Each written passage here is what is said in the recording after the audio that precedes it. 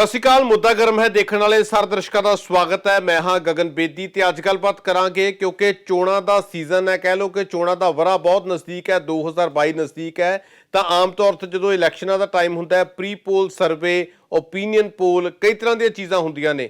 ਵੱਖ-ਵੱਖ media houses ਵੀ ਕਰਵਾਉਂਦੇ ਨੇ, ਕਈ ਵਾਰ ਪਾਰਟੀਆਂ ਆਪਣੇ ਪੱਧਰ ਤੇ ਵੀ ਕਰਵਾਉਂਦੀਆਂ। ਤਾਂ ਸਵਾਲ ਵੱਡਾ ਇਹ ਹੈ ਕਿ ਇਹਨਾਂ ਦੇ ਵਿੱਚ ਸੱਚਾਈ ਕਿੰਨੀ ਕੁ ਹੁੰਦੀ ਹੈ ਔਰ ਇਹ ਜਿਹੜੀਆਂ ਚੀਜ਼ਾਂ ਨੇ, ਇਹ ਜਿਹੜੇ ਸਰਵੇ ਹੁੰਦੇ ਨੇ, ਇਹ ਲੋਕਾਂ ਦੀ ਸੋਚ ਨੂੰ ਪ੍ਰਭਾਵਿਤ ਕਰਦੇ ਨੇ ਔਰ ਕੀ ਇਲੈਕਸ਼ਨ ਕਮਿਸ਼ਨ ਨੂੰ ਇਹਦੇ ਉੱਤੇ ਕੋਈ ਪੈਰਾਮੀਟਰ ਬਣਾਉਣੇ ਚਾਹੀਦੇ ਨੇ, ਇਹਦੇ ਉੱਤੇ ਗੱਲਬਾਤ ਕਰਾਂਗੇ। ਸਾਡੇ ਨਾਲ ਮਹਿਮਾਨ ਜੁੜੇ ਹੋਏ ਨੇ। ਸਭ ਤੋਂ ਪਹਿਲਾਂ ਤੁਹਾਡਾ ਤਾਰੁਫ ਕਰਾ ਦਿੰਦੇ ਆ ਜੀ ਉਹਨਾਂ ਨਾਲ।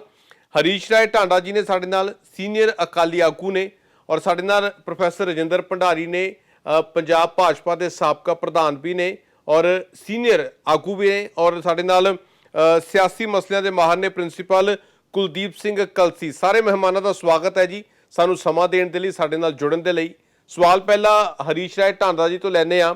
ਟਾਂਡਾ ਜੀ, ਤੁਸੀਂ ਵੈਸੇ ਵੀ ਸਿਆਸੀ ਤੌਰ ਤੇ ਵੀ ਬਹੁਤ ਪਕੜ ਰੱਖਦੇ ਹੋ ਤੇ ਕਾਨੂੰਨੀ ਨੁਕਤਿਆਂ ਦੀ ਵੀ ਬਹੁਤ ਸਮਝ ਹੈ ਤੁਹਾਨੂੰ। ਤਾਂ ਇਹ ਜਾਣਨਾ ਚਾਹਾਂਗੇ ਕਿ ਜਿਹੜੇ ਪ੍ਰੀ ਪੋਲ ਸਰਵੇ ਹੁੰਦੇ ਨੇ, ਹੁਣ ਵੀ ਜਿਵੇਂ ਮੈਂ ਕਿਹਾ ਕਿ ਚੋਣਾਂ ਦਾ ਸੀਜ਼ਨ ਆਉਣ ਲੱਗਿਆ ਤਾਂ ਸ਼ੁਰੂ ਹੋ ਗਏ ਨੇ ਥੋੜੇ, ਤੇ ਇਹ ਲੋਕਾਂ ਦੀ ਸੋਚ ਨੂੰ ਕਿੰਨਾ ਕੁ ਪ੍ਰਭਾਵਿਤ ਕਰਦੇ ਨੇ ਤੇ ਇਹਦੀ ਤੇ ਸੱਚਾਈ ਕਿੰਨੀ ਕੁ ਹੁੰਦੀ ਹੈ ਆਧਾਰਿਤ, ਕਿਉਂਕਿ ਲੋਕਾਂ ਦੀ ਸੋਚ ਬਣਨ ਲੱਗ ਜਾਂਦੀ ਹੈ ਕਿ ਹਾਂਜੀ ਫਲਾਣੀ ਪਾਰਟੀ ਨੂੰ ਇੰਨੀਆਂ ਸੀਟਾਂ ਮਿਲ ਰਹੀਆਂ ਨੇ। देखो, प्रभाव तो 100% करते हैं गगन जी। प्रभाव ਕਰਨ ਲਈ ਹੋਈ ਇਹ ਇਸ ਕਿਸਮ ਦੇ ਸਰਵੇ ਕਰਵਾਏ ਜਾਂਦੇ ਆ ਪੋਲੀਟੀਕਲ ਪਾਰਟੀਆਂ, ਖਾਸ ਤੌਰ ਤੇ ਜਿਵੇਂ ਆਮ ਆਦਮੀ ਪਾਰਟੀ ਨੇ ਜਿਹੜਾ ਲੇਟੈਸਟ ਸੀ ਵੋਟਰ ਦਾ ਕੀਤਾ। ਦੇਖੋ, ਜੇ ਇਹ ਸਾਇੰਟੀਫਿਕ ਢੰਗ ਨਾਲ ਕਰਨ ਤਾਂ ਇੰਡੀਕੇਟਿਵ ਹੋ ਸਕਦਾ ਹੈ। 100% ਸ਼ੋਰ ਕਦੇ ਵੀ ਨਹੀਂ ਹੋ ਸਕਦਾ ਕਿਉਂਕਿ ਸੈਂਪਲ ਸਾਈਜ਼ ਤਾਂ 0.12% ਹੁੰਦਾ। 0.12% ਤੋਂ ਸੈਂਪਲ ਲੈਣ ਵਾਲੇ ਤੇ ਡਿਪੈਂਡ ਕਰਦਾ ਹੈ ਕਿ ਉਹਨੇ ਜਿੰਨੇ ਸੈਗਮੈਂਟਸ ਆਫ ਸੋਸਾਇਟੀ ਉਹਨਾਂ ਨੂੰ ਟੱਚ ਕਰ ਲਿਆ ਕਿ ਨਹੀਂ ਕਰ ਲਿਆ। ਤੇ ਸੈਗਮੈਂਟਸ ਤੋਂ ਇਲਾਵਾ ਜਿੰਨੀ ਵੋਟ ਪਰਸੈਂਟੇਜ ਆ ਉਨੀ ਵੋਟ ਪਰਸੈਂਟੇਜ ਉਸ ਸੈਗਮੈਂਟ ਨੂੰ ਦੇ ਕੇ ਟੈਸਟ ਕੀਤੀ ਕਿ ਨਹੀਂ ਕੀਤੀ। ਇਹ ਤਾਂ ਬੜਾ ਬਟ 100% ਕਨਕਲੂਸਿਵ ਹੈ, ਕਦੇ ਨਹੀਂ ਹੋ ਸਕਦਾ। ਹੁਣ ਸੀ ਵੋਟਰ ਨੇ ਪਿਛਲੀ ਵਾਰ 100 ਸੀਟਾਂ ਆਮ ਆਦਮੀ ਪਾਰਟੀ ਨੂੰ ਦਿੱਤੀਆਂ ਸੀ। ਉਹ ਦੇਣ ਤੋਂ ਬਾਅਦ ਇਮੀਡੀਏਟਲੀ ਇਲੈਕਸ਼ਨ ਮੁਹਿੰਮ ਦਾ ਇੱਕ ਹਿੱਸਾ ਸੀ। ਪੂਰੇ ਪੰਜਾਬ ਦੇ ਵਿੱਚ ਇਹਨਾਂ ਨੇ ਪੋਸਟਰਸ ਲਗਾਏ ਉਹ ਸੀ ਵੋਟਰ ਦੇ ਸਰਵੇ ਨੂੰ ਲੈ ਕੇ, ਉਹਨੂੰ ਇੱਕ ਕੰਪੇਨ ਏਜੰਡਾ ਬਣਾਇਆ। ਹੁਣ ਜਦ ਕੇਜਰੀਵਾਲ ਸਾਹਿਬ ਨੇ ਫਸਟ ਰੈਲੀ ਕੀਤੀ, ਉਹਦੇ ਤੋਂ ਇੱਕ ਦਿਨ ਪਹਿਲਾਂ ਕੀਤਾ ਸੀ, ਉਹਦੀ ਮੈਂ ਕੰਪਲੇਂਟ ਕਮਿਸ਼ਨਰ ਪੁਲਿਸ ਨੂੰ ਦਿੱਤੀ ਹੈ ਕਿ ਦਿਸ ਇਜ਼ ਮੋਟੀਵੇਟਡ, ਪੇਡ ਹੈ। ਤੱਕ ਪੁਲਿਸ ਨੇ ਉਹਦੇ ਤੇ ਐਕਸ਼ਨ ਨਹੀਂ ਲਿਆ। ਜੇ ਪੁਲਿਸ ਐਕਸ਼ਨ ਲੈ ਲਵੇ, ਇਹੋ ਜਿਹੇ ਬੰਦੇ ਟਿਕਾਣੇ ਲੱਗ ਜਾਣ, ਇਹਨਾਂ ਨੂੰ ਅਕਲ ਟਿਕਾਣੇ ਆ ਜਾਵੇ। ਕਿਉਂਕਿ ਦੌਰ ਚੱਲਿਆ ਸੀ ਜਦ ਪੇਡ ਨਿਊਜ਼ ਦਾ ਦੌਰ ਚੱਲਿਆ। ਹੁਣ ਤੁਸੀਂ ਦੇਖੋ ਕਿਵੇਂ ਇਲੈਕਸ਼ਨ ਕਮਿਸ਼ਨ ਪੇਡ ਨਿਊਜ਼ ਨੂੰ ਆਇਡੈਂਟੀਫਾਈ ਕਰਕੇ ਉਹਦੇ ਖਰਚਿਆਂ ਦੇ ਵਿੱਚ ਪਾਉਂਦੇ। ਹੁਣ ਇਹ ਵੀ ਅਖਬਾਰ ਹੈ ਜਿਹੜੇ ਇੱਕ ਪੇਜ ਤੇ ਇੱਕ ਕੈਂਡੀਡੇਟ ਦੇ ਹੱਕ 'ਚ ਹੁੰਦਾ, ਦੂਜੇ ਪੇਜ ਤੇ ਦੂਜੇ ਕੈਂਡੀਡੇਟ ਦੇ ਹੱਕ 'ਚ ਹੁੰਦਾ ਹੈ। ਇੱਕ ਪੇਜ ਤੇ ਸੁਰਖੀ ਲੱਗੀ ਹੁੰਦੀ ਹੈ ਇੱਕ ਪਾਰਟੀ ਦੇ ਹੱਕ 'ਚ, ਅਗਲੇ ਦਿਨ ਸੁਰਖੀ ਲੱਗ ਜਾਂਦੀ ਹੈ ਦੂਜੇ ਕੈਂਡੀਡੇਟ ਪਾਰਟੀ ਦੇ ਹੱਕ ਦੇ।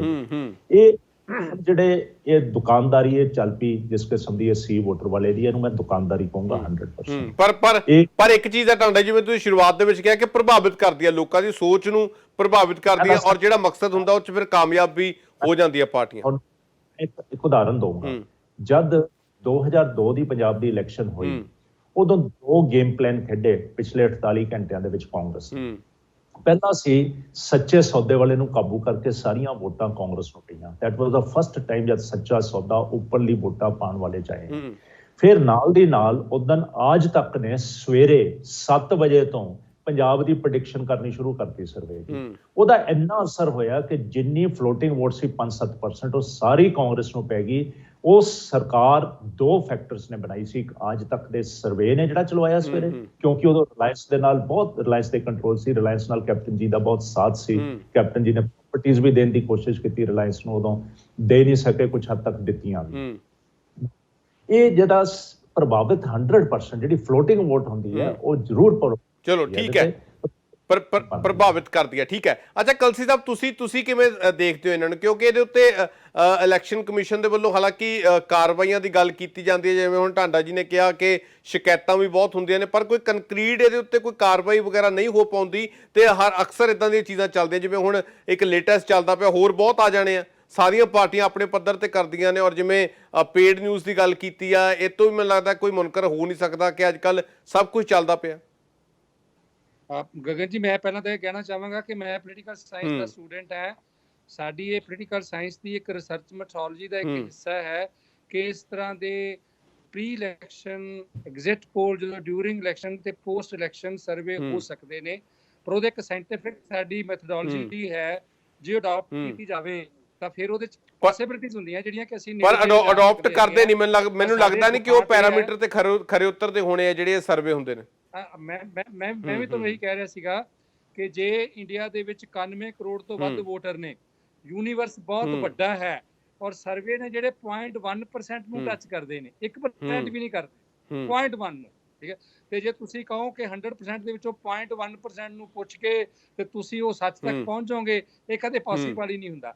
ਯੂਨੀਵਰਸ ਦਾ ਕਿੰਨਾ ਹਿੱਸਾ ਟੱਚ ਕਰ ਰਹੇ ਹੋ, ਕਿਸ ਇਮਾਨਦਾਰੀ ਨਾਲ ਟੱਚ ਕਰ ਰਹੇ ਹੋ। ਇੱਕ ਦੂਜਾ ਫੈਕਟਰ ਇਹ ਹੁੰਦਾ ਹੈ ਕਿ ਜਿਹੜਾ ਬੰਦਾ ਰਿਸਰਚਰ ਹੈ ਉਹਦੀ ਆਬਜੈਕਟਿਵਿਟੀ ਕਿੰਨੀ ਹੈ, ਉਸਨੇ ਕੀ ਵੈਲਿਊ ਲੇਡਨ ਹੈ, ਵੈਲਿਊ ਫ੍ਰੀ ਉਹਦੀ ਸਟੱਡੀ, ਦੋ ਸਾਡੇ ਟਰਮਸ ਹੁੰਦੀਆਂ ਨੇ। ਤੇ ਜੇ ਆਬਜੈਕਟਿਵਿਟੀ ਨਾਲ ਨਹੀਂ ਕਰ ਰਿਹਾ ਤਾਂ ਬਹੁਤੇ ਜਿਹੜੇ ਸਰਵੇ ਨੇ ਸਾਰੇ ਉਹ ਪੇਡ ਹੁੰਦੇ ਨੇ, ਪੈਸੇ ਦੇ ਕੇ ਕਿਸੇ ਪਾਰਟੀ ਨੇ ਕਰਵਾਉਣੇ ਹੁੰਦੇ ਨੇ, ਔਰ ਉਹ ਜਿਹੜੇ ਸਰਵੇ ਨੇ ਉਹਦੇ ਰਾਹੀਂ ਜਿਹੜਾ ਵੱਡਾ ਇਲੈਕਸ਼ਨ ਦਾ ਫੈਸਲਾ ਫਲੋਟਿੰਗ ਵੋਟ ਕਰਦੀ ਹੈ। ਬਹੁਤ ਸਾਰੇ ਵੋਟਰ ਤਾਂ ਫਿਕਸ ਨੇ, ਜਿਹੜੇ ਕੋਈ ਪਾਰਟੀਆਂ ਨਾਲ ਪੱਕੇ ਤੌਰ ਤੇ ਜੁੜੇ ਹੋਏ ਨੇ, ਉਹਨਾਂ ਨੇ ਉੱਥੇ ਹੀ ਜਾਣਾ ਹੈ। ਜਿਹੜੀ ਫਲੋਟਿੰਗ ਵੋਟ ਹੈ ਉਹ ਕਿਸੇ ਦੀ ਜਿੱਤ ਹਾਰ ਦਾ ਫੈਸਲਾ ਕਰਦੀ ਹੈ। ਤੇ ਫਲੋਟਿੰਗ ਵੋਟ ਨੂੰ ਹੀ ਪ੍ਰਭਾਵਿਤ ਕਰਨ ਲਈ ਇਸ ਤਰ੍ਹਾਂ ਦੇ ਮੈਥਡ ਟੈਕਨੀਕਸ ਅਡਾਪਟ ਕੀਤੇ ਜਾਂਦੇ ਨੇ। ਇਹਨਾਂ ਤੇ ਹੋਰ ਵੀ ਬਹੁਤ ਵੱਡਾ ਫੈਕਟਰ ਹੈ ਕਿ ਜਿਵੇਂ ਢਾਂਡਾ ਜੀ ਨੇ ਕਿਹਾ ਕਿ ਇੱਕ ਦਿਨ ਪਹਿਲਾਂ ਕੋਈ ਸੱਚੇ ਸੌਦੇ ਵਾਲਿਆਂ ਦਾ ਜਿਹੜਾ ਆ ਗਿਆ ਪਤਾ ਆ ਗਿਆ, ਤੁਸੀਂ ਵੋਟਰ ਦੇ ਮਨ ਨੂੰ ਲਾਸਟ ਮੂਮੈਂਟ ਤੱਕ, ਕਿਉਂਕਿ ਸੀਕ੍ਰੇਟ ਬੈਲਟ ਤੁਹਾਡੀ ਬੈਲਟ ਹੈ, ਇਸ ਕਰਕੇ ਉਹਨੇ ਅੰਤ ਵਿੱਚ ਜਾ ਕੇ ਵੋਟ ਕਿਹਨੂੰ ਪਾਉਣੀ ਹੈ, 10 ਦਿਨ ਪਹਿਲਾਂ ਉਹਦਾ ਮਨ ਕੀ ਸੀ, 5 ਦਿਨ ਪਹਿਲਾਂ ਕੀ ਸੀ, ਇਸ ਨੂੰ ਗੇਜ ਕਰਨਾ ਬਹੁਤ ਔਖਾ ਕਿ ਤੁਸੀਂ ਕਦੋਂ ਪੁੱਛਿਆ ਸੀ, ਕਿੰਨਿਆਂ ਨੂੰ ਪੁੱਛਿਆ ਸੀ, ਕਿਸ ਨੀਅਤ ਨਾਲ ਪੁੱਛਿਆ ਸੀਗਾ। ਤਾਂ ਜਿਹਦੇ ਕਰਕੇ ਇੰਡੀਆ ਵਿੱਚ ਸਾਡੇ ਜਿੰਨੇ ਵੀ ਇਲੈਕਸ਼ਨ ਸਰਵੇ ਆਉਂਦੇ ਨੇ ਉਹ ਸਾਡੇ ਰਿਐਲਿਟੀ ਨਾਲ ਘੱਟ ਰਿਲੇਟ ਕਰਦੇ ਨੇ, ਉਹ ਜ਼ਿਆਦਾ ਤਾਂ ਕੰਪੇਨ ਦਾ ਹਿੱਸਾ ਹੁੰਦੇ ਨੇ ਕਿ ਪੋਲੀਟੀਕਲ ਪਾਰਟੀਆਂ ਆਪਣੇ ਇਲੈਕਸ਼ਨ ਕੰਪੇਨ ਦਾ ਇੱਕ ਹਿੱਸਾ ਬਣਾ ਕੇ ਆਪਣੇ 'ਚ ਹਵਾ ਕਾਇਮ ਕਰਨ ਲਈ ਫਲੋਟਿੰਗ ਵੋਟਰਸ ਪੇਡ ਨਿਊਜ਼ ਕਹਿ ਸਕਦੇ ਆ ਇਹਨੂੰ, ਸੌਖੀ ਭਾਸ਼ਾ ਦੇ ਵਿੱਚ ਕਹਿ ਸਕਦੇ ਆ ਕਿ ਪੈਸੇ ਦੇ ਕੇ ਚੀਜ਼ਾਂ। ਐਗਜ਼ੈਕਟਲੀ ਇਹ ਪੇਡ ਨਿਊਜ਼ ਨੇ, ਚਾਹੇ ਕੋਈ ਜਰਨਲ ਕਰਵਾ ਲਵੇ, ਚਾਹੇ ਕੋਈ ਤੁਹਾਡਾ ਇਲੈਕਟ੍ਰੋਨਿਕ ਜਿਹੜਾ ਮੀਡੀਆ ਇਸ ਤਰ੍ਹਾਂ ਦਾ ਕਰ ਲਵੇ, ਉਹ ਸਾਰੇ ਦੇ ਸਾਰੇ ਬੇਸਿਕਲੀ ਬਹੁਤ ਘੱਟ ਨੇ ਜਿਹੜੇ ਆਬਜੈਕਟਿਵਲੀ ਬੇਸਡ ਹੁੰਦੇ ਨੇ, ਜਿਹੜੇ ਸੱਚੀ ਮੁੱਚੀ ਸਾਇੰਟੀਫਿਕ ਹੁੰਦੇ ਨੇ ਤੇ ਜਿਨ੍ਹਾਂ ਨੇ ਵੱਡੇ ਯੂਨੀਵਰਸ ਦੇ ਹਿੱਸੇ ਨੂੰ ਟੱਚ ਕੀਤਾ ਹੁੰਦਾ। ਤੇ ਜੇ ਮੈਂ ਕਹਿੰਦਾ ਕਿ 0.1% ਨੂੰ ਤੁਸੀਂ ਟੱਚ ਕਰਕੇ ਕਹੋ ਕਿ ਮੈਂ ਇੰਡੀਆ ਦਾ ਸਰਵੇ ਕਰ ਲਿਆ ਤੇ ਮੈਂ ਦੱਸਦਾ ਵੀ ਆ ਕੁਝ ਹੋ ਗਿਆ, ਠੀਕ ਹੈ। ਅੱਛਾ ਭੰਡਾਰੀ ਸਾਹਿਬ, ਜੇ ਸੀ ਵੋਟਰ ਦੀ ਗੱਲ ਕੀਤੀ ਜਾਵੇ, ਚਲੋ 1% ਮੰਨ ਵੀ ਲਿਆ ਜਾਵੇ, ਥੋੜੀ ਸੱਚਾਈ ਹੈ, ਤਾਂ ਉਹ ਪੰਜਾਬ ਵਿਧਾਨ ਸਭਾ ਚੋਣਾਂ 2022 ਦੇ ਵਿੱਚ ਭਾਜਪਾ ਨੂੰ 1 ਸੀਟ ਦੇ ਰਹੇ ਆ। ਦੇਖੋ ਏਦਾਂ, ਮੈਂ ਦੋ ਹਿੱਸਿਆਂ 'ਚ ਆਪਣੀ ਗੱਲ ਰੱਖਾਂਗਾ। ਪਹਿਲੀ ਗੱਲ ਤਾਂ ਜਿਹੜੀ ਢਾਂਡਾ ਜੀ ਔਰ ਕੁਲਦੀਪ ਜੀ ਨੇ ਗੱਲ ਰੱਖੀ, ਇਹਨਾਂ ਦੇ ਦੋਨਾਂ ਦੇ ਵਿਊਜ਼ ਜਿਹੜੇ ਆ ਉਹਨਾਂ ਨਾਲ ਮੈਂ ਸਹਿਮਤ ਹਾਂ, ਕਿਉਂਕਿ ਉਹੀ ਗੱਲ ਮੈਂ ਰੱਖਣ ਵਾਲਾ ਸੀ। ਪਰ ਇਹ ਗੱਲ ਸਮਝੋ, ਅੱਜ ਜੋ ਟੀਵੀ ਚੈਨਲਸ ਹੈ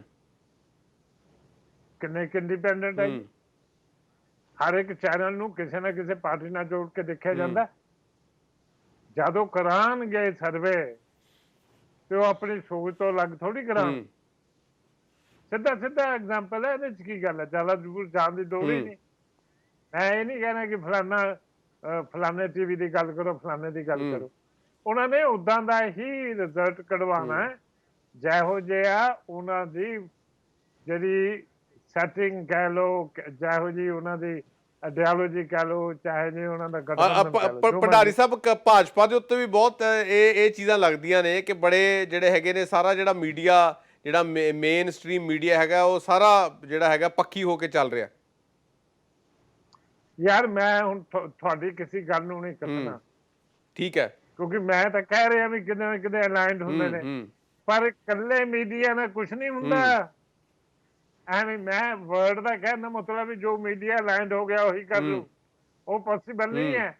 ਪਰ ਇੱਕ ਗੱਲ ਧਿਆਨ ਰੱਖਣਾ ਵੀ ਇਹ ਠੀਕ ਹੈ ਕਿ ਜਿੱਦਾਂ ਤੁਹਾਡਾ ਇਹਨੇ ਕਿ 1% ਜਿਹੜਾ ਹੈਗਾ ਉਹ ਸੈਂਪਲ ਸਾਈਜ਼ ਹੁੰਦਾ ਹੈ, ਔਰ ਜੇ ਸੈਂਪਲ ਦੇ ਵਿੱਚ ਜੋ ਵੋਟਰਸ ਦੀ ਕੰਪੋਜੀਸ਼ਨ ਹੈ, ਜੋ ਵੋਟਰਸ ਦੀ ਕੰਪੋਜੀਸ਼ਨ ਹੈ ਜਾਤੀਆਂ ਦੇ ਆਧਾਰ ਤੇ, ਇਨਕਮ ਦੇ ਆਧਾਰ ਤੇ, ਮੇਲ ਫੀਮੇਲ, ਇਹੋ ਜਿਹੇ ਕਈ ਪੈਰਾਮੀਟਰਸ ਹੁੰਦੇ ਨੇ, ਉਹਨਾਂ ਦੇ ਆਧਾਰ ਤੇ ਜੇ ਉਹ ਕੰਪੋਜੀਸ਼ਨ ਉਸੇ ਪ੍ਰਪੋਰਸ਼ਨ 'ਚ ਸੈਂਪਲ ਦਾ ਹਿੱਸਾ ਨਹੀਂ ਬਣਾਵਾਂਗੇ, ਕਦੇ ਵੀ ਸਰਵੇ ਠੀਕ ਨਹੀਂ ਹੋ ਸਕਦਾ।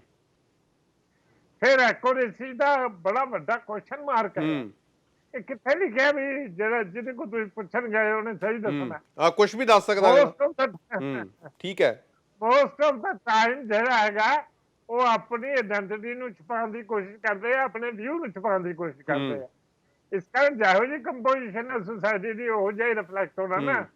ਹੁਣ ਦੂਜਾ ਐਸਪੈਕਟ ਤੁਸੀਂ ਪੰਜਾਬ ਦਾ ਕਿਹਾ, ਦੇਖੋ ਮੇਰੇ ਸਾਹਮਣੇ ਉਹ ਸਰਵੇ ਪਿਆ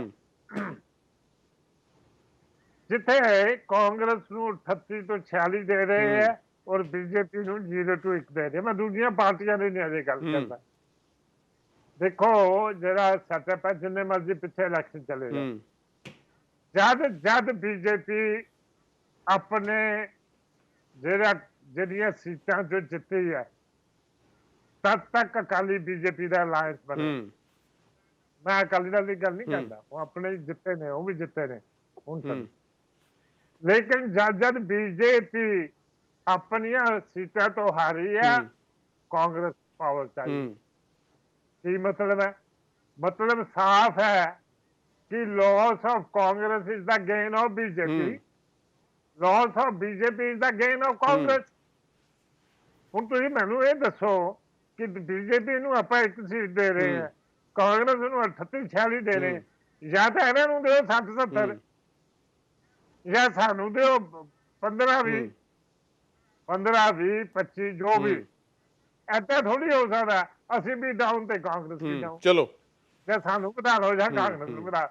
ਸੋ ਜੋ ਇੰਪੀਰੀਕਲੀ ਔਰ ਹਿਸਟੋਰੀਕਲੀ ਔਰ ਫੈਕਟਸ ਦੇ ਆਧਾਰਿਤ ਇਹ ਪਹਿਲੇ ਹੀ ਪੈਮਾਨੇ ਤੇ ਇਹ ਜਿਹੜਾ ਓਪੀਨੀਅਨ ਪੋਲ ਪੰਜਾਬ ਦਾ ਮੇਰੇ ਵਰਗਾ ਬੰਦਾ, ਸਧਾਰਨ ਬੰਦਾ, ਚਲੋ ਠੀਕ ਹੈ, ਟੈਕਨੀਕਲੀ ਕਹਿ ਲਓ, ਫੈਕਟ ਤੇ ਕਹਿ ਦੋ ਕਿ ਖਰਾ ਨਹੀਂ ਉਤਰਦਾ ਇਹ ਚੀਜ਼ਾਂ। ਅੱਛਾ ਟਾਂਡਾ ਜੀ, ਇੱਕ ਚੀਜ਼ ਤੁਹਾਡੇ ਤੋਂ ਸਮਝਣੀ ਚਾਹਾਂਗੇ, ਇਲੈਕਸ਼ਨ ਕਮਿਸ਼ਨ ਦਾ ਕੀ ਸਮਝੋ ਕੀ ਰੋਲ ਹੋ ਸਕਦਾ ਹੈ, ਕਿਵੇਂ ਚੀਜ਼ਾਂ ਹੋ ਸਕਦੀਆਂ? ਕਿਉਂਕਿ ਇਹ ਤਾਂ ਬਿਲਕੁਲ ਇੱਕ ਤਰ੍ਹਾਂ ਦੇ ਨਾਲ ਬੇਲਗਾਮ ਚੀਜ਼ ਹੈ ਨਾ। ਕਿਸੇ ਨੂੰ ਵੀ ਇੱਕਦਮ ਹੀਰੋ ਬਣਾ ਦਿਓ, ਲੋਕਾਂ ਦੀ ਸੋਚ ਪ੍ਰਭਾਵਿਤ ਹੋ ਜਾਂਦੀ ਹੈ। ਜਿਹੜਾ ਕੋਈ ਕਹਿ ਲਓ ਕਿ ਪੜ੍ਹਿਆ ਲਿਖਿਆ ਵਰਗ ਨਹੀਂ ਹੈਗਾ, ਘੱਟ ਪੜ੍ਹੇ ਲਿਖੇ ਨੇ, ਉਹਨਾਂ ਨੂੰ ਵਿੱਚ ਜਦੋਂ ਇਹ ਚੀਜ਼ਾਂ ਟਰੈਵਲ ਕਰਦੀਆਂ, ਪੰਜਾਬੀ ਦੇ ਵਿੱਚ ਫੁੱਲ ਪੇਜ ਐਡ ਲੱਗੀ ਹੁੰਦੀ ਆ ਕਿ ਇੰਨੀਆਂ ਸੀਟਾਂ ਆ ਰਹੀਆਂ, ਅਗਲਾ ਸੋਚਦਾ ਯਾਰ ਮੈਂ ਵੀ ਇਹਨੂੰ ਹੀ ਵੋਟ ਪਾ ਦਾਂ, ਕਿਤੇ ਮੇਰੀ ਵੋਟ ਖਰਾਬ ਨਾ ਹੋ ਜੇ। ਨਹੀਂ, ਇਲੈਕਸ਼ਨ ਕਮਿਸ਼ਨ ਨੂੰ ਕੱਲੀ ਨੂੰ ਨਹੀਂ, ਗਵਰਨਮੈਂਟ ਆਫ ਇੰਡੀਆ ਨੂੰ ਵੀ ਸੋਚਣਾ ਪਊਗਾ। ਰੈਗੂਲੇਟਰ ਹੈ ਨਹੀਂ ਕੋਈ ਇਹਨਾਂ ਦਾ। ਸਭ ਤੋਂ ਵੱਡੀ ਅੱਜ ਕੱਲ੍ਹ ਜਿਹੜਾ ਨया ਤਰੀਕਾ ਆਇਆ ਨਾ ਜੀ, ਜਿਹੜਾ ਮੀਡੀਆ ਦਾ, YouTube ਚੈਨਲ ਹੈ, ਦੂਜੇ ਹੈ, ਇਹਦੇ ਤੇ ਕੋਈ ਰਿਸਟ੍ਰਿਕਸ਼ਨ ਨਹੀਂ ਹੈ, ਕਿਸੇ ਕਿਸਮ ਦਾ ਕੋਈ ਰੈਗੂਲੇਟਰ ਨਹੀਂ ਹੈ। ਇਹ ਰੈਗੂਲੇਟਰ ਹੋਣਾ ਜ਼ਰੂਰੀ ਹੈ। ਜਦ ਪਿਛਲੀ ਵਾਰ ਸੀ ਵੋਟਰ ਨੇ 100 ਦਿੱਤੀਆਂ ਸੀ ਤੇ ਉਸ ਟਾਈਮ 20 ਆਈਆਂ, ਤਾਂ ਕਿਆ ਇਹ ਸੀ ਵੋਟਰ ਨੂੰ ਕੁਐਸਚਨ ਨਹੀਂ ਕਰਨਾ ਚਾਹੀਦਾ? ਕਿਆ ਇਹਨਾਂ ਤੇ ਬੈਨ ਨਹੀਂ ਲਾਣਾ ਚਾਹੀਦਾ ਅਗਲੀ ਵਾਰ? ਦੇਖੋ ਇਹ ਸਾਰੇ ਕਰਦੇ ਆ। ਦੇਖੋ ਕਈ ਸਟਰੇ ਵੀ ਜਾ ਸਕਦੇ, ਜ਼ਰੂਰੀ ਨਹੀਂ ਜਾਣ ਕੇ ਸਟਰੇ ਜਾਂਦੇ ਆ, ਕਈ ਜੈਨੂਅਲੀ ਸਟਰੇ ਜਾ ਸਕਦੇ ਆ, ਸੈਂਪਲਿੰਗ ਸਿਸਟਮ ਦੇ ਵਿੱਚ ਗਲਤੀ ਹੋ ਸਕਦੀ ਹੈ। ਪਰ ਜਿੰਨੇ ਵੀ ਸਰਵੇ ਨੈਸ਼ਨਲ ਲੈਵਲ ਦੇ ਹੁੰਦੇ ਆ ਉਹ ਐਟਲੀਸਟ 70-80% ਤੱਕ ਕਰੈਕਟ ਹੁੰਦੇ ਆ। ਕੋਈ ਹਿੱਟ ਕਰ ਜਾਂਦਾ ਬਿਲਕੁਲ ਉਹਦੇ ਅਨੁਸਾਰ ਚਲੇ ਜਾਂਦਾ, ਕਈ ਨਹੀਂ ਹਿੱਟ ਕਰਦੇ। ਹੁਣ ਬੰਗਾਲ ਦੇ ਸਰਵੇਜ਼ ਹੋਏ ਸੀ, ਸਾਰਿਆਂ ਨੇ ਕਿਹਾ ਕਿ BJP will come with big seats, ਪਰ ਬੀਜੇਪੀ ਤਾਂ ਫਿਰ ਟਾਂਡਾ ਜੀ ਇਹ ਵੀ ਮੰਨ ਲਿਆ ਜਾਵੇ ਕਿ ਉੱਥੇ ਫਿਰ ਭਾਜਪਾ ਵੱਲੋਂ ਪੇਡ ਕਰਾਇਆ ਗਿਆ ਹੋਣਾ? ਨਹੀਂ, ਮੈਂ ਦੇਖੋ ਕਿਸੇ ਨੂੰ ਪੇਡ ਨਹੀਂ ਕਹਿ ਸਕਦਾ ਕਿ ਪੇਡ ਕਰਾਉਂਦੇ ਕਿ ਨਹੀਂ ਕਰਾਉਂਦੇ। ਐਂਡ ਡੈਫੀਨੇਟਲੀ ਅੱਜ ਲੋਕਾਂ ਦੀ ਇੱਕ ਧਾਰਨਾ ਬਣ ਗਈ ਹੈ ਕਿ ਜਿਹੜੀ ਇਲੈਕਟ੍ਰੋਨਿਕ ਮੀਡੀਆ, ਉਹ ਇਲੈਕਟ੍ਰੋਨਿਕ ਮੀਡੀਆ ਮੈਨੇਜਡ ਹੈ। ਇਕੱਲਾ ਇਹੀ ਨਹੀਂ ਹੈ, ਈਵਨ ਪ੍ਰਿੰਟ ਮੀਡੀਆ। ਤੁਸੀਂ ਦੇਖੋ ਵਿਦਆਊਟ ਨੇਮ ਲੈ ਅਖਬਾਰਾਂ ਦੇ ਮੈਂ ਦੱਸਦਾ, ਕਈ ਅਖਬਾਰਾਂ ਔਰ ਲਿਖਦੇ ਹੀ ਪ੍ਰੋ ਗਵਰਨਮੈਂਟ ਹੈ, ਕਰਦੇ ਹੀ ਕੁਛ ਨਹੀਂ। ਹੁਣ ਜਿਹੜੀਆਂ ਵੱਡੀਆਂ ਖਬਰਾਂ ਹੁੰਦੀਆਂ ਗਵਰਨਮੈਂਟ ਦੇ ਅਗੇਂਸਟ, ਉਹਨੇ ਛਾਪਣੀਆਂ ਹੀ ਨਹੀਂ ਕਿਉਂਕਿ ਗਵਰਨਮੈਂਟ ਐਡਵਰਟਾਈਜ਼ਮੈਂਟਸ ਲੈਣੀ। ਠੀਕ ਹੈ, ਐਡਵਰਟਾਈਜ਼ਮੈਂਟਸ ਹੈ, ਉਹ ਲਾਈਫ ਲਾਈਨ ਹੈ। ਜਿਹੜਾ ਅਖਬਾਰ ਵਿਕਦਾ 3 ਰੁਪਏ ਦਾ, 2 ਰੁਪਏ ਦਾ, ਉਹਦੇ ਨਾਲ ਤਾਂ ਨਹੀਂ ਕਮਾਈ ਹੁੰਦੀ, ਐਡਵਰਟਾਈਜ਼ਮੈਂਟ ਨਾ ਹੁੰਦੀ ਹੈ। ਐਂਡ ਸਭ ਤੋਂ ਵੱਡਾ ਐਡਵਰਟਾਈਜ਼ਮੈਂਟ ਦੇਣ ਵਾਲਾ ਗਵਰਨਮੈਂਟ ਹੈ। ਕੇਜਰੀਵਾਲ ਸਾਹਿਬ ਨੇ ਜਿੰਨੀ ਐਡ ਦਿੱਤੀ ਹੈ, ਉਸ ਪ੍ਰਪੋਰਸ਼ਨ ਦੀ ਐਡ ਕਿਸੇ ਸੂਬਾ ਦੇ ਹੀ ਨਹੀਂ ਸਕਦਾ। ਡੇਲੀ ਹੀ ਐਡ, ਉਹਨਾਂ ਦੀ ਐਡ ਦਿੱਲੀ ਦੇ ਖਰਚੇ ਤੇ ਪੂਰੇ ਇੰਡੀਆ ਚੱਲਦੀ ਹੈ। ਖਰਚਾ ਦਿੱਲੀ ਦਾ ਪੂਰੇ ਇੰਡੀਆ ਦੇ ਚੱਲਦੀ ਹੈ। ਕਿਆ ਇਲੈਕਸ਼ਨ ਕਮਿਸ਼ਨ ਇਹਦੇ ਤੇ ਰਿਸਟ੍ਰਿਕਸ਼ਨ ਨਹੀਂ ਲਾਣਾ ਚਾਹੀਦੀ ਕਿ ਜੀ ਦਿੱਲੀ ਸਰਕਾਰ ਦਾ ਪੈਸਾ ਪੰਜਾਬ 'ਚ ਕਿਉਂ ਇਸਤੇਮਾਲ ਹੁੰਦਾ, ਕਿਉਂ ਉਹ ਐਡ ਪੰਜਾਬ 'ਚ ਚੱਲਦੀ ਹੈ? ਇਹ ਰਿਸਟ੍ਰਿਕਸ਼ਨ ਚਾਹੀਦੀ ਹੈ। ਕਿਉਂ ਇੱਕ ਅਖਬਾਰਾਂ ਦੇ ਵਿੱਚ ਛਪਦਾ ਤੇ ਪੂਰੇ ਆਲ ਇੰਡੀਆ ਜਾਂਦਾ, ਪੈਨ ਇੰਡੀਆ ਜਾਂਦਾ? ਕਿਉਂ ਨਹੀਂ ਉਹ ਸਟੇਟ ਦਾ ਜਿਹੜਾ ਐਕਸਚੇਕਰ ਹੈ ਉਹਨੂੰ ਲੁੱਟਿਆ ਜਾਂਦਾ ਇਸ ਤਰ੍ਹਾਂ? ਇਹਦੇ ਤੇ ਇਲੈਕਸ਼ਨ ਰੋਕ ਲਾਵੇ। ਹੁਣ ਜੇ ਤੁਸੀਂ ਇਸ ਕਿਸਮ ਦੇ ਪੈਸੇ ਲੁਟਾਓਗੇ ਲੋਕਾਂ ਨੂੰ ਤਾਂ ਫੇਵਰ ਵੀ ਲਓਗੇ। ਇਹ ਸੀ ਵੋਟ ਦਾ ਨੋਨ ਹੈ, ਇਟਸ ਅ ਥ੍ਰੈਸ਼, ਇਹਦਾ ਡਸਟਬਿਨ 'ਚ ਸੁੱਟਣ ਵਾਲਾ। ਜਿਹੜਾ 100 ਤੇ 20 ਦਾ ਡਿਫਰੈਂਸ ਹੈ, ਦਿਸ ਕੈਨ ਨਾਟ ਬੀ ਸੈਡ ਕਿ ਉਹਨਾਂ ਤੇ ਕੋਈ ਗਲਤੀ ਹੋ ਗਈ, ਕੁਛ ਹੋ ਗਈ। ਮੇਰੇ ਨਾਲ ਕਲਸੀ ਸਾਹਿਬ ਹੈ, ਹੀ better person to answer this. ਥੋੜਾ ਬਹੁਤ ਸਟੇਜ ਆ ਸਕਦਾ ਹੈ। It's a scientific formula, survey ਨਹੀਂ ਹੈ ਕਿ ਅਨਸਾਇੰਟਿਫਿਕ ਹੈ। ਬਟ ਇਹਦੇ ਚ ਕਿ ਤੁਹਾਡੇ ਟੂਲਸ ਕਿੰਨੇ ਅੱਛੇ ਹੈ ਉਹ ਤਾਂ ਹੋ ਸਕਦਾ। ਟੂਲਸ ਜਿੰਨੇ ਮਾੜੇ ਕਰ ਲਓ, ਇੰਨੇ ਮਾੜੇ ਹੋ ਸਕਦੇ ਕਿ 100-20 ਦਾ ਫਰਕ ਰਹੇ, ਇਹ ਇੰਪੋਸੀਬਲ। ਠੀਕ ਹੈ, ਅੱਛਾ ਕਲਸੀ, ਠੀਕ ਹੈ ਟਾਂਡਾ ਜੀ। ਅੱਛਾ ਕਲਸੀ ਸਾਹਿਬ, ਪਾਰਟੀਆਂ ਦਾ ਕੀ ਰੋਲ ਦੇਖਦੇ ਹੋ? ਪਾਰਟੀਆਂ ਨੂੰ ਵੀ ਇੱਕ ਮੰਚ ਦੇ ਉੱਤੇ ਆ ਕੇ ਇਹਦੇ ਬਾਰੇ ਕੋਈ ਚੀਜ਼ ਸੋਚਣੀ ਚਾਹੀਦੀ ਹੈ, ਕਿਉਂਕਿ ਪਾਰਟੀਆਂ ਮੈਨੂੰ ਨਹੀਂ ਲੱਗਦਾ ਕਿ ਕਦੀ ਇਸ ਪਾਸੇ ਵੀ ਤੁਰਨਗੀਆਂ ਜਾਂ ਇਸ ਪਾਸੇ ਵੀ ਕੋਈ ਸੋਚ ਡਿਵੈਲਪ ਹੋ ਪਾਏਗੀ, ਕਿਉਂਕਿ ਆਪਣਾ ਹਰ ਕਿਸੇ ਨੂੰ ਸੱਤਾ ਹਥਿਆਉਣ ਦਾ ਹੁੰਦਾ ਵਾ ਕਿ ਕੁਰਸੀ ਮਿਲ ਜਾਵੇ, ਰਾਜ ਕਿਵੇਂ ਕਰਨਾ 5 ਸਾਲ, ਤੇ ਉਹਦੇ ਲਈ ਜਿੰਨੇ ਵੀ ਜਿਹੜੇ ਵੀ ਕਹਿੰਦੇ ਹੁੰਦੇ ਨੇ ਕਿ ਜਿਹੜਾ ਵੀ ਹੱਥਕੰਡਾ ਅਪਣਾਇਆ ਜਾਵੇ ਉਹ ਕਰ ਲਓ, ਤਾਂ ਇਹ ਵੀ ਇੱਕ ਪਾਰਟੀ ਹੈ। ਹਾਂ ਗਗਨ ਜੀ, ਅਸੀਂ ਪਾਰਟੀਆਂ ਬਾਰੇ, ਇੰਡੀਅਨ ਪੋਲੀਟੀਕਲ ਪਾਰਟੀਆਂ ਬਾਰੇ ਤਾਂ ਹੀ ਕਹਿੰਦੇ ਕਿ ਹਮਾਮ ਸਭ ਨੰਗੇ ਹੈ। ਇਹਦੇ 'ਚ ਕੋਈ ਵੀ ਪੋਲੀਟੀਕਲ ਪਾਰਟੀ ਐਸੀ ਨਹੀਂ ਹੈ ਜਿਹੜੀ ਕਹੇ ਕਿ ਅਸੀਂ ਇਸ ਤਰ੍ਹਾਂ ਦੇ ਜਿਹੜੇ ਅਨਐਥੀਕਲ ਮੋਡਸ ਨੇ ਇਲੈਕਸ਼ਨ ਨੂੰ ਇਲੈਕਸ਼ਨ ਲੜਨ ਦੇ ਅਸੀਂ ਅਡਾਪਟ ਨਹੀਂ ਕਰਦੇ। ਤੁਸੀਂ ਹੋਰ ਛੱਡੋ, ਆ ਜਿਹੜਾ ਇਲੈਕਸ਼ਨ ਫੰਡ ਹੈ, ਉਹ ਇਲੈਕਸ਼ਨ ਕਮਿਸ਼ਨ ਦਾ ਕੋਈ ਕੰਟਰੋਲ ਨਹੀਂ ਹੈ। ਕਿਹੜੀ ਪੋਲੀਟੀਕਲ ਪਾਰਟੀ ਨੂੰ ਕਿੰਨਾ ਕਿਹਨੇ ਦਿੱਤਾ ਇਸ ਦੀ ਅਸੀਂ ਜਾਣਕਾਰੀ ਵੀ ਨਹੀਂ ਪ੍ਰਾਪਤ ਕਰ ਸਕਦੇ।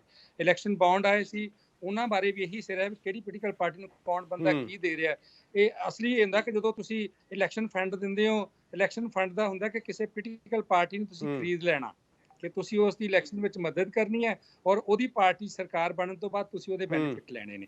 ਜਿਹੜਾ ਹੁਣ ਕਾਰਪੋਰੇਟ ਦਾ ਸਾਰਾ ਚੱਕਰ ਜੋ ਸਾਡਾ ਇੰਡੀਆ ਚੱਲਿਆ ਉਹ ਇਹੀ ਹੈ ਕਿ ਇਲੈਕਸ਼ਨ ਫੰਡ ਜਿਹੜਾ ਕਾਰਪੋਰੇਟ ਸੈਕਸ਼ਨ ਹੈ ਜਿਹੜਾ ਉਹ ਸਾਰਾ ਹੀ ਫੰਡਿੰਗ ਕਰਦਾ, ਔਰ ਫੰਡਿੰਗ ਕਰਕੇ ਜਿਹੜੇ ਗਵਰਨਮੈਂਟ ਦੇ ਫੈਸਲੇ ਨੇ ਸਾਰੇ ਉਹਨਾਂ ਦੇ ਪੱਕੀ ਜਾ ਰਹੇ ਨੇ।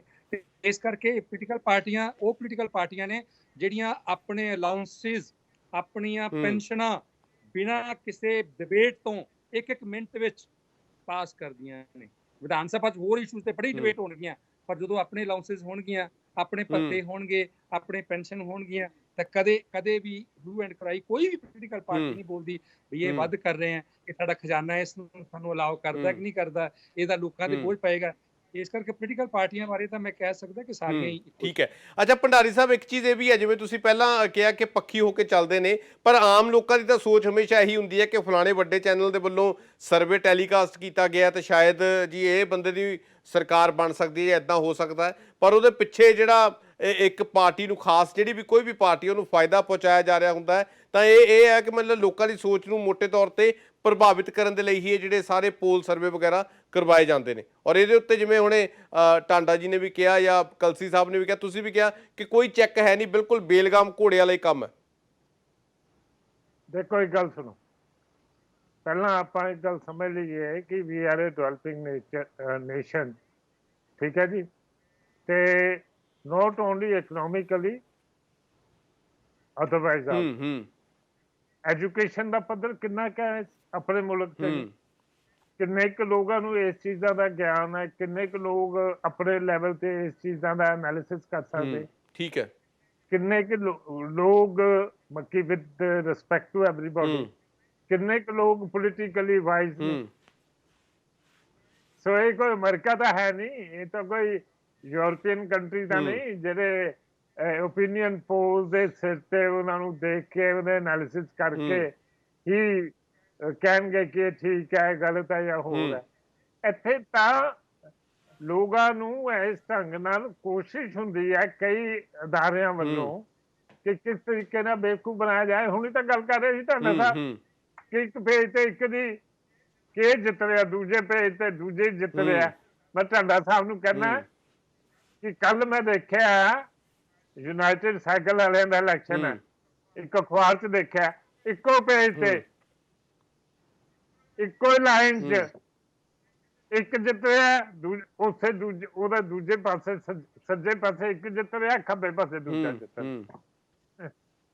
ਸੋ ਠੀਕ ਹੈ, ਲੇਕਿਨ ਫਿਰ ਵੀ ਮੈਂ ਇੱਕ ਗੱਲ ਕਹਿਣਾ, we are a growing society, ਔਰ ਜਿਸ ਸੋਸਾਇਟੀ ਨੇ ਗਰੋ ਕਰਨਾ ਹੁੰਦਾ ਨਾ, ਉਹਨੇ ਇਹ ਉਤਰਾਓ ਚੜਾਓ ਚੋਂ ਨਿਕਲ ਕੇ ਹੀ ਆਣਾ। ਚਲੋ ਤਾਂ ਕੋਈ ਗੱਲ ਨਹੀਂ, ਚੰਗਾ ਸਮੇਂ ਆਏਗਾ, ਲੋਕ ਸਮਝਣਗੇ, ਉਹ ਵੀ ਚੰਗੀ ਤਰ੍ਹਾਂ ਆਪਣੇ ਨਾਲ। ਠੀਕ ਹੈ। ਅੱਛਾ ਇੱਕ ਲਾਸਟ ਕਮੈਂਟ ਢਾਂਡਾ ਜੀ ਤੁਹਾਡੇ ਤੋਂ ਮੈਂ ਲੈਣਾ ਚਾਹਾਂਗਾ, ਜਿਵੇਂ ਜਵਾਬਦੇਹੀ ਜੇ ਤੈਅ ਹੋ ਜੇ, ਚਲੋ ਇਲੈਕਸ਼ਨ ਕਮਿਸ਼ਨ ਜਾਂ ਸਰਕਾਰੀ ਪੱਧਰ ਦੇ ਉੱਤੇ ਕੁਝ ਬਹੁਤੇ ਹਮਲਾ ਨਹੀਂ ਵੱਜ ਰਿਹਾ, ਤਾਂ ਜਿਹੜੀਆਂ ਏਜੰਸੀਆਂ ਕਰਵਾਉਂਦੀਆਂ ਜਾਂ ਜਿਹੜੇ ਵੀ ਗਰੁੱਪ ਕਰਵਾਉਂਦੇ ਨੇ ਉਹਨਾਂ ਦੇ ਉੱਤੇ ਜੇ ਜਵਾਬਦੇਹੀ ਕੋਈ ਤੈਅ ਹੋ ਜੇ, ਤਾਂ ਮੈਨੂੰ ਲੱਗਦਾ ਕਿ ਤਾਂ ਵੀ ਥੋੜੀ ਹੋਰ ਪਾਰਦਰਸ਼ਤਾ ਆ ਜਾਏਗੀ। ਜੇਕਰ ਉਹਨਾਂ ਦਾ ਜਿਹੜੇ ਇਹ ਕਰਵਾਉਂਦੇ ਨੇ ਸਰਵੇ ਗਲਤ ਆਉਂਦੇ ਨੇ, ਤਾਂ ਉਹਨਾਂ ਤੋਂ ਪੁੱਛਿਆ ਜਾਵੇ ਕੁਝ, ਬਾਅਦ ਦੇ ਵਿੱਚ ਉਹਨਾਂ ਦੀ ਜਵਾਬਦੇਹੀ ਹੋਵੇ ਇੱਦਾਂ ਕਿਉਂ ਹੋਇਆ, ਜਾਂ ਕੋਈ ਮਾਰਕਿੰਗ ਹੋਵੇ, ਕੋਈ ਗ੍ਰੇਡਿੰਗ ਹੋ ਜੇ। ਲਾਅ ਹੈ ਜਿਹੜਾ, ਉਹਨੂੰ ਐਬਰੀਵੇਸ਼ਨਸ ਨੂੰ ਫੋਲੋ ਕਰਨਾ ਪਊਗਾ, ਟਾਈਮ ਟੂ ਟਾਈਮ ਲਾਅ ਨੂੰ ਸੁਧਾਰ ਚ ਲਿਆਉਣਾ ਪੈਣਾ ਹੈ। Laws and procedures, checks and balances create ਕਰਨੇ ਪੈਣੇ ਆ ਕਿ ਇਸ ਕਿਸਮ ਦਾ ਸਿਸਟਮ ਨਾ ਹੋਵੇ। ਇਹ ਜਦ ਤੱਕ ਅਸੀਂ ਨਹੀਂ ਰੋਕਾਂਗੇ ਇਹ ਮਿਸਯੂਜ਼ ਹੁੰਦਾ ਹੀ ਰਹੂਗਾ, ਇਹਨੂੰ ਕੋਈ ਨਹੀਂ ਸਕੂਗਾ। ਐਂਡ ਇੱਥੋਂ ਤੱਕ ਕਿ ਮੈਂ ਤਾਂ ਮਾਫ ਕਰਨਾ, ਪ੍ਰਿੰਟ ਮੀਡੀਆ 'ਚ ਐਡੀਟੋਰੀਅਲਸ ਲੱਗ ਜਾਂਦੇ, ਉਹ ਵੀ ਸਾਰੇ ਪ੍ਰਭਾਵਿਤ ਹੋ ਕੇ ਲੱਗਦੇ ਨੇ। ਠੀਕ ਹੈ ਗੱਲ ਇਹ।